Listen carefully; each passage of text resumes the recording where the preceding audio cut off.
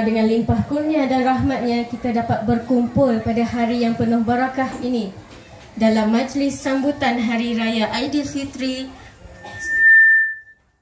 peringkat sekolah SK Pulau Pasir Mandi. Saya Norehan binti Osman selaku pengacara majlis anda pada hari ini mengalu-alukan kehadiran tuan-tuan dan puan-puan sekalian bagi merahmati majlis kita pada hari ini. Dengan segala hormatnya menjemput Ustaz untuk membaca doa. Marilah kita mulakan dengan umat kitab Al-Fatihah. A'udzubillahi minasyaitonir rajim. Bismillahirrahmanirrahim. Alhamdulillahirabbil alamin arrahmanir rahim maliki yaumiddin. Iyyaka na'budu wa iyyaka nasta'in ihdinas siratal mustaqim siratal ladzina an'amta 'alaihim ghairil maghdubi 'alaihim waladdallin. Amin. Bismillahirrahmanirrahim. Alhamdulillahirabbil alamin. Wassalatu wassalamu ala sayyidina Muhammad wa ala alihi wa sahbihi ajma'in. Rabbana innana sami'na munadi yunadi lil iman an aminu bi rabbikum fa amanna. Rabbana faghfir lana dhunubana wa kaffir 'anna sayyi'atina wa tawaffana ma'al abrar. Rabbana wa atina ma wa'adtana 'ala rasulika wa la tu'akhidhna yaumal qiyamah innaka la tukhliful mi'ad.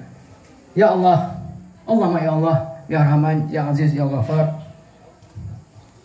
Pada bulan Syawal yang mulia ini kami berhimpun untuk meraihkan majlis Hari Raya Aidilfitri perangkat sekolah Kebangsaan Pulau Pasir Mandi yang disebut sebagai hari kemenangan bagi umat Islam yang telah berjaya menghadapi segala cubaan dan dugaan melawan kehendak nafsu dengan keimanan, ketabahan dan kesabaran sepanjang Ramadan yang telah lalu.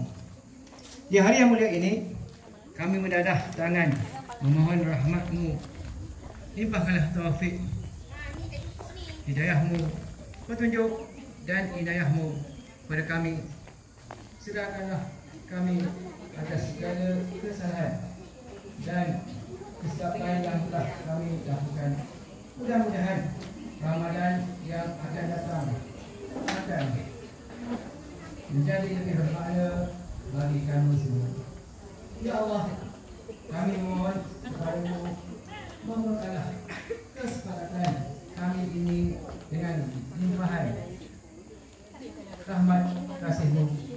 Tautlah ikatan ukhuwah dan silaturahim antara kami. Jauhilah kami dari segala sifat mazmumah, hasad dengki, fitnah, tempat tinggi dan segala yang membawa bencana kepada kami.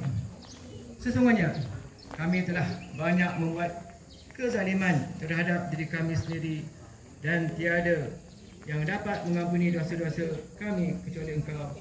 Curahkanlah keampunan dan belas kasihan kepada kami. Sungguh Engkau Maha Pengampun lagi Maha Penyayang. Rabbana atina fid dunya hasanah wa fil akhirati hasanah wa qina adzabannar. Wa sallallahu ala sayyidina Muhammad wa ala alihi wa ashabihi ajmain. Alhamdulillahirabbil alamin. Amin ya rabbal alamin.